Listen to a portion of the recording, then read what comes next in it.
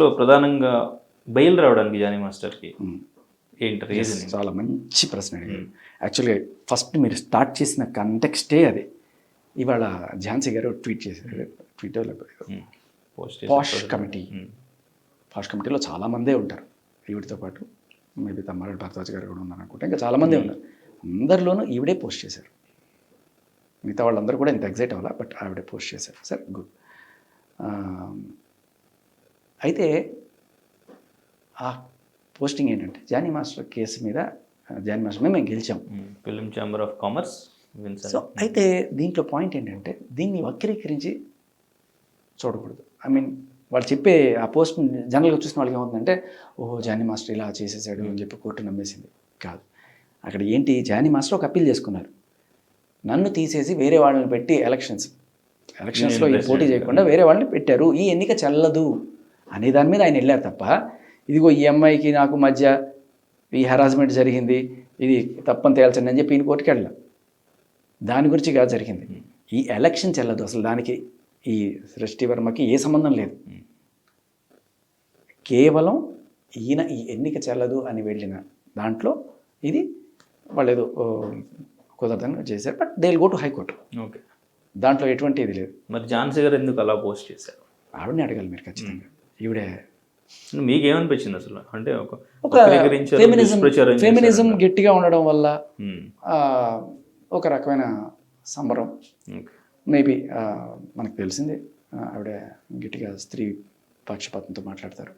మంచిదే, ఎవరెవరి I mean నేనేమి తప్పుపట్టను. ఆవిడ ఎంచుకున్న మార్గం అది. ఆవిడ let her fight. But at the same time ఎక్కడైనా అన్యాయం జరుగుతుంది, మగాళ్ళ తరపున కూడా మాట్లాడాలి. దాన్ని కూడా మనం వేరే రకంగా చూడకూడదు. So we can disagree on hour arguments. ఆవిడకి అది అనిపించింది, పోస్ట్ చేసింది. నాకు దాంట్లో సబ్స్టెన్స్ కనబడలేదు కాబట్టి నేను చెప్తాను. Okay, right. కోర్టులో వాదన జరిగినప్పుడు ఇరుపక్షాలు అన్నట్టుగానే నేను ఎవరిని శత్రువులు అనుకున్నాను. బట్ బెయిల్కి సంబంధించి ఏమైనా ఇన్ఫర్మేషన్ అది చెప్తున్నారు. ఆ బెయిల్కి సంబంధించి ఇప్పుడు ఏదైతే ఈ జానీ మాస్టర్ కేసులో కోర్టు మీద మేము గెలిచామని చెప్తున్నారు కదా, వీళ్ళు ఒక committee, posh committee, prevention of sexual harassment, ఈ కమిటీ వాళ్ళు ఇచ్చిన ఒక తీర్పు ప్రకారం జానీ మాస్టర్కి అక్కడ ఏమిటది ఒక 2 ఏళ్ళు 3 ఏళ్ళు ఈ ప్రెసిడెంట్షిప్కి దూరంగా ఉండాలి. ఫైన్, ఏదో ఇంకా మిగతాది ఏదో ఇచ్చారు, మేము నమ్ముతున్నాము ఏదో ఇచ్చారు. ఇది కోర్టు ఏమి ఇచ్చింది? కోర్టు ఇచ్చింది బెయిలే. కానీ ఆ బెయిల్ వచ్చిన తీరు గమనించండి. బెయిల్ ఇచ్చిన జడ్జి గారు, శ్రీదేవి గారు ఇచ్చిన జడ్జిమెంట్లో ఆవిడ చాలా క్లియర్ కట్గా మెన్షన్ చేసింది. ఎందుకంటే ఆ టైంలో ఈ రికార్డ్స్ అన్నీ కూడా ఆవిడకి కూడా వెళ్ళినప్పుడు కోర్టు నమ్ముతున్నది వీళ్ళిద్దరికి మధ్య ఆల్రెడీ రిలేషన్ ఉంది. సో ఇద్దరి మధ్య రిలేషన్ ఉన్నప్పుడు దీనికి ఒకళ్ళనే బాధ్యం చేయడం కరెక్ట్ కాదు. ఏ రిలేషన్ లేదనుకోండి, వీటి మాట్లాడకుండా క్లీన్గా నేను వర్క్ కోసం వెళ్ళాను, ఆయన హెరాస్ చేశాడు అని చెప్తే ఓకే. బట్ ఈవిడ లవ్ చేస్తున్నాను, ప్రేమించాను, ఆయనకి వేధించాలనుకుంటున్నాను, ఆయన కోపం తెప్పి ఇలాంటి మాటలన్నీ మాట్లాడేసిన తర్వాత లేదని ఎట్లా నమ్ముతుంది కోర్టు? ఉంది అనే మేము నమ్ముతున్నాం. సో ఆన్ ప్రైమా ఫేసి అంటే ప్రాథమిక ఆధారాలను గమనించిన తర్వాత ఈయనకి బెయిల్ గ్రాంట్ చేస్తున్నాం అని చెప్పి చాలా క్లియర్ కట్గా ఇచ్చింది. అండ్ ఇప్పుడు ఇంకో మాట కూడా చెప్పింది నిన్న మీ ఇంటర్వ్యూ. ఏంటి, నా వెనకాల ఎవరు లేరు, సుకుమార్ లేరు, అల్లు అర్జున్ లేరు, మేబీ ఝాన్సీ గారు కూడా లేకపోవచ్చు, ఎవరు ఉండకపోవచ్చు. బట్ వాళ్ళు అవుట్ ఆఫ్ కన్సర్న్ ఇలాంటి ట్వీట్లు ఏమైనా పెడుతూనే ఉండొచ్చు, అది కూడా మంచిదే. కానీ మరి ఎవరు నా పక్షాన పీపీ మాత్రమే వాదిస్తారు. జనరల్గా ఏంటంటే ఇది స్టేట్ కేసులు కాబట్టి పోలీసులు ఎఫ్ఐఆర్ చేస్తారు, దాన్ని పోలీసులు చేసిన ఎఫ్ఐఆర్ని పబ్లిక్ ప్రాసిక్యూటరే వాదిస్తారు. ఆయనే వాదించాడు నా కేసు అని చెప్తారు. సో ఆయన వాదించినప్పుడు బెయిల్ ఇవ్వద్దు అని చెప్పి వాదించారు. కానీ కోర్టు ఏకీభవించలేదు. ఈవిడ తరపు నుంచి వాదించిన పీపీ గారికి ఈవిడిచ్చిన డీటెయిల్స్ అన్నీ తీసుకొని కూడా కోర్టు బెయిల్ గ్రాంట్ చేసింది. జనరల్లీ పోక్సో కేసులో అంత ఈజీగా బెయిల్ రాదు, అంటిల్ అన్లెస్ దీంట్లో ఏ రకమైన ఆధారం లేదు, ఇది సొల్లు ఆరోపణ అనుకుంటే తప్ప అంత ఈజీగా బెయిల్ రాదు. అండ్ ఈవిడ ఫస్ట్లో ఒక క్వశ్చన్ అడిగింది. క్వశ్చన్ అనమాట, మీరు 4 ఏళ్ళ తర్వాత 5 ఏళ్ళ తర్వాత వచ్చి కేసు ఎందుకు పెట్టారని చెప్పి ఇదే క్వశ్చన్ మీరు హేమ కమిటీని ఎందుకు అడగలేదు? మలయాళంలో ఎక్కడో హేమ కమిటీ ఉందట, మరి వీటన్నిటి గురించి కూడా ఈవిడికి బాగా ఎవరన్నా ఎక్కిచ్చారా లేకపోతే ఈవిడే సొంతంగా చేసుకున్నా వాట్ ఎవర్ బట్ గుడ్. మరి ఇదే క్వశ్చన్ హేమా కమిటీని ఎందుకు అడగలేదు అనే క్వశ్చన్ కోర్టులో ఎందుకు అడగలేదు? జడ్జి గారు ఇదే క్వశ్చన్ అడిగారు. Okay, for you kind information, ఏం క్వశ్చన్ అడిగిందో అదే క్వశ్చన్ జడ్జి గారు అడిగారు. శ్రీదేవి గారు 5 ఏళ్ల తర్వాత వచ్చి రిపోర్ట్ చేస్తున్నావు ఏంటమ్మా అని అడిగారు. మరి జడ్జి గారిని కూడా అడుగుతావా? ఆవిడ కూడా లేడీయే కదా, ఆవిడకి తెలుసు కదా. ఆవిడే అడిగితే అదండి అప్పుడు నీళ్ళు నవ్వడం ఏదో జరిగింది తప్ప అప్పుడు అడగలేదే జడ్జి గారిని. హేమా కమిటీ మీరు ఎందుకు అడగలేదు అని చెప్పి జడ్జి గారిని అడగలేదే. సో ఇంకొకటి ఎవరు లేరు అంటున్నాయి. పాపం సుప్రీంకోర్టు దాకా వెళ్ళారు. ఈయన బెయిల్ రద్దు చేయాలి, ఈయన అవార్డు రద్దు చేయించడానికి కష్టపడ్డారు. అలాగే అంటే ఎవరు వెనకాల లేకుండానే పాపం ఈయనకి నేషనల్ అవార్డు రద్దు అయింది. పాపం ఎవరు వెనకాల లేరు, అయినా కూడా వాళ్ళు ఒక పరిగణలో తీసుకున్నారు. మరి సుప్రీంకోర్టులో ఈయన బెయిల్ క్యాన్సిల్ చేయాలని ఎవరు వేశారు? వేస్తే సుప్రీంకోర్టు పక్కెళ్ళి ఆడుకోమని ఎందుకు చెప్పింది? ఎవరున్నారని మీరు అనుకుంటున్నారు? అంటే ఎవరు లేరు అంటే మాత్రం నమ్మశక్యంగా లేదు అంటున్నాను. ఎవరైనా ఉండొచ్చు, బట్ సుప్రీంకోర్టు దాకా వెళ్ళి ఖర్చులు కూడా భరించి అక్కడ జడ్జి దగ్గర చేసేంతైనా చూశారు. ఆధారాలన్నీ క్లియర్ కట్గా, సబ్స్టెన్స్ కనిపించలే, ఓకే, పక్కన పెట్టేశారు. బట్ మీరంటే ఇప్పుడు కోర్టులో జరిగిన విషయాలు కూడా సో చెప్తారు. ఇవాళ వీళ్ళు సంబరాలు చేసుకుంటున్నారే, ఏది జానీ మాస్టర్ మేము గెలిచాం, అది కేవలం ఎలక్షన్కి సంబంధించింది. కానీ దీనికి సంబంధించిన ఎదురు దెబ్బలు హైకోర్టులో తగిలింది, సుప్రీంకోర్టులో కూడా తగిలింది.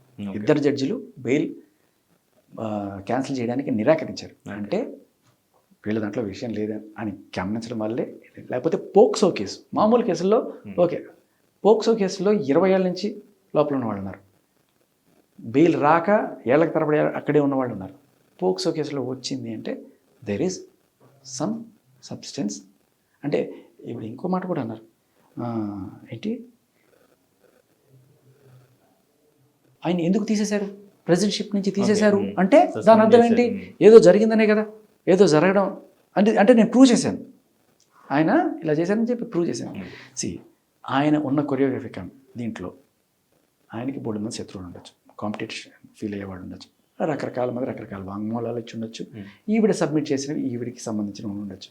బట్ ఈయన సబ్మిట్ చేసిన రికార్డులు వాడు పరిగణలోకి తీసుకున్నారా లేదు, ఏకపక్షంగా వ్యవహరిస్తున్నారా? ఒక జడ్జి స్థానంలో కూర్చున్న మనిషి ఓకే జడ్జిమెంట్ మాత్రమే ఇస్తారు తప్ప జడ్జిమెంట్ ఇచ్చేసిన తర్వాత చూడండి అని చెప్పి ట్వీట్లు పెట్టరు, చూడండి ఇవాళ మేము గెలిచాం అని చెప్పి. అంటే ఆ కేసుకు సంబంధించి నేను ఒక పెద్ద మనిషిలాగా ఒకవేళ నేనే జడ్జి అనుకోండి, తీర్పిస్తాను, అయిపోయింది.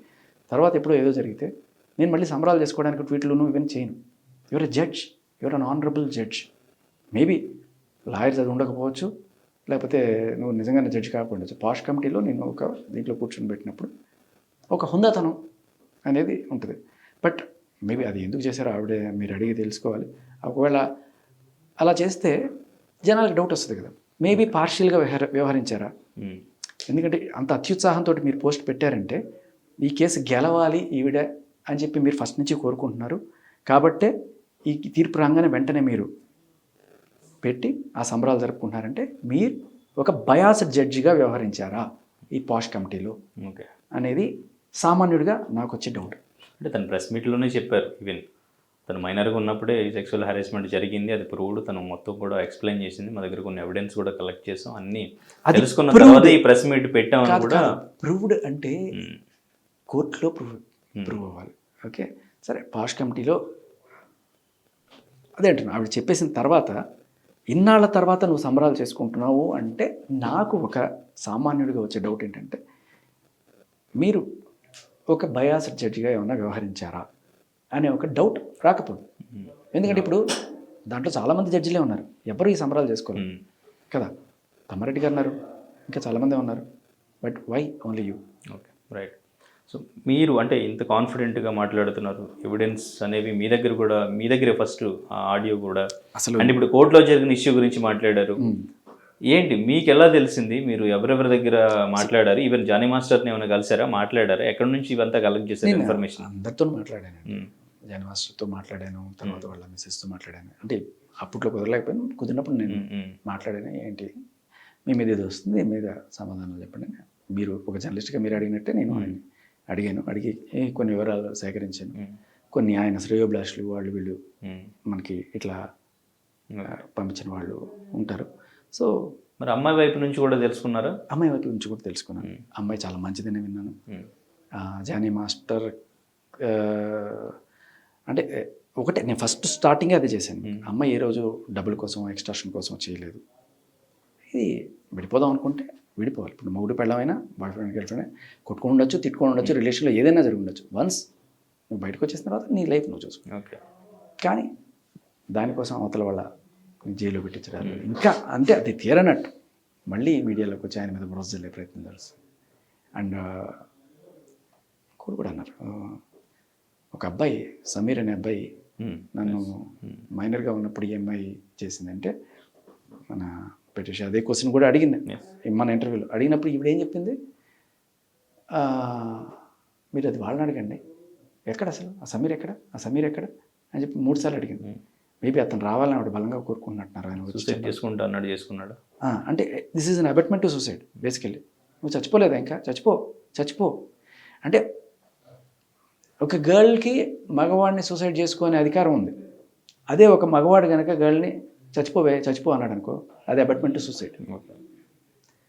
నోరు ఉంది కదా అని చెప్పి నువ్వు వాడిని చచ్చిపో అంటే వాడు నిజంగానే రేపు చచ్చిపోతే నాకేం న్యాయం జరగలేదు, నేను ఎఫ్ఐఆర్ పోలీస్ స్టేషన్కి వెళ్ళా, కేసు తీసుకోవాలా, నాకు జరిగిన అన్యాయం ఎవరు పట్టించుకోవాలని చెప్పి తర్వాత ఏదో కామ్గా ఉన్నా కూడా నన్ను ఇంటర్వ్యూకి వచ్చి రెచ్చగొట్టి ఇవాళ నువ్వు చచ్చిపోమన్నావు, నేను చచ్చిపోతే అయినా సరే నాకు న్యాయం జరుగుతుంది చెప్పి ఒక అతుల్ సుభాష్ లాగా అతను ఆలోచించి రేపు ఎల్లుండో ఆత్మహత్య చేసుకుంటే దానికి అబెట్మెంట్ టు సూసైడ్ నువ్వే కారణం అవుతావు. ఎందుకంటే నాకు న్యాయం జరగట్లేదు, జస్టిస్ ఇస్ డిలేడ్ అని చెప్పి అరుచుకుంటూ ఏడుస్తున్నారు.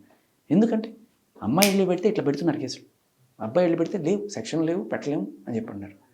బట్ ఆ అబ్బాయి లిటరలీ మైనర్ అయినా కూడా అండ్ అమ్మాయి చాలా తెలివిగా తప్పించుకోవడానికి మాట్లాడింది. మీకు చాలా క్లియర్ కట్ అడిగింది, ఐ టు ఐ కాంటాక్ట్ పెట్టి అడిగింది, మీకు సమీర్ ఎవరు తెలీదా అంటే తెలుసు, అతనితో ఉన్నాను, లేకపోతే అతనితో కొన్నాళ్ళు ట్రావెల్ చేశాను, అతనితో నాకు కొంత పరిచయం ఉంది, ఏమి లేదు.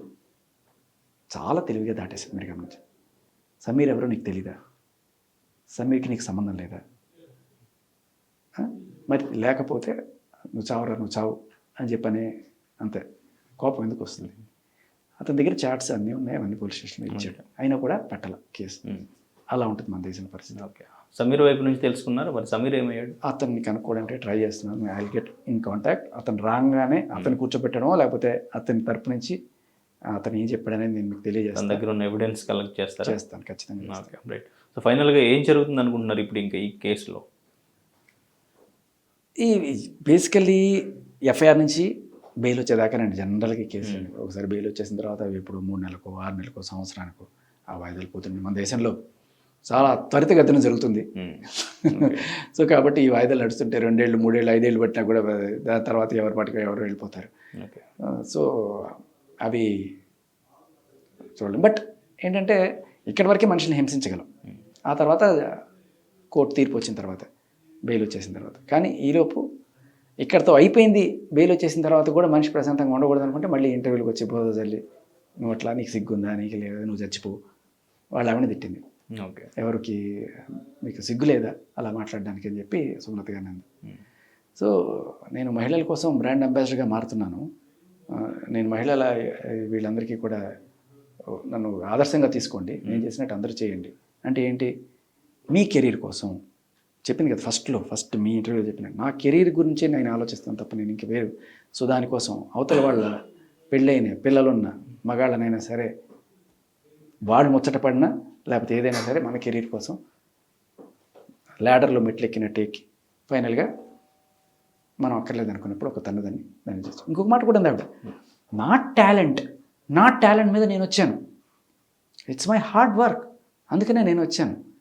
ఇంత చిన్న వయసులో ఇంతకన్నా టాలెంటెడ్ ఎవరు లేరు ఇక్కడ మన ఆంధ్రాలో తెలంగాణలో, ఇంతకన్నా ఎవరికైనా టాలెంట్ లేదు. యూపీ నుంచి వీడికి వచ్చిన టాలెంట్ని గుర్తించి మన వాళ్ళు తీసుకున్నారు అనుకుంటున్నారు. అట్ ద సేమ్ టైం ఆవిడ ఇంకొక మాట కూడా చెప్తుంది, మహిళల్ని ఎంకరేజ్ చేయాలండి, భర్తలు, బాయ్ ఫ్రెండ్లు, అన్నలు, నాన్నలు వీళ్ళు ఎంకరేజ్ చేయాలి, అప్పుడే వస్తుంది. మరి జానీ మాస్టర్కి మీరు గర్ల్ ఫ్రెండ్, ఇది మనకి కనబడుతూనే ఉంది. మీ రిలేషన్లో ఉన్నప్పుడు మరి మిమ్మల్ని ఎంకరేజ్ చేసి ఉంటారు ఆయన, మీరు అనుకున్న మాట. మరి ఆయన ఎంకరేజ్ చేసింది అంటే బాయ్ ఫ్రెండ్ మిమ్మల్ని ఎంకరేజ్ చేయాలనుకున్నప్పుడు ఆయన ఎంకరేజ్ చేశారు. బట్ మీకు బాగా ఇప్పుడు నాకు ధైర్యం వచ్చింది, ఇప్పుడు నాకు శక్తి వచ్చింది అనుకున్నప్పుడు అది సపోర్ట్ లాగా కనిపించట్లా. ఈవిడ హార్డ్ వర్క్. ఇప్పుడు ఎవరైనా సరే నేను ఏదైనా సాధించానంటే వాళ్ళ వల్ల వీళ్ళ వల్ల అని చెప్పుకుంటున్నారు అనుకోండి, అది ఒక వాళ్ళకి ఇచ్చిన గౌరవం కావచ్చు, ఒక సంస్కారం అని కావచ్చు. మీరెవరో నాకు ఇచ్చేది, నేనే నా టాలెంట్లో నేను వచ్చాను అని చెప్తే అది కొంచెం అరగెన్సీ అనిపిస్తుంది. ఇంకొకటి ఏంటంటే నీ గురించి అవతల వాళ్ళు చెప్పాలి. జనరల్లీ ఏంటంటే నాకు వారు వీరు వెళ్ళే అవకాశాలు ఇవ్వడం వల్ల మన హీరోయిన్లు అందరూ స్టేజ్ మీద ఎక్కి అందరికీ నమస్కారం, ప్రొడ్యూసర్ గారు, డైరెక్టర్ ఎంత ఛాన్స్లు ఇచ్చారని చెప్తుంటారు కదా. వీళ్ళందరూ ఫుల్సా? నేను ఇంత అందంగా ఉన్నాను నాకు తెలుసు, నేను ఇంత అందగతను కాబట్టి నాకు ఇచ్చారు అని చెప్పచ్చు కదా. ఎందుకు చెప్పరు?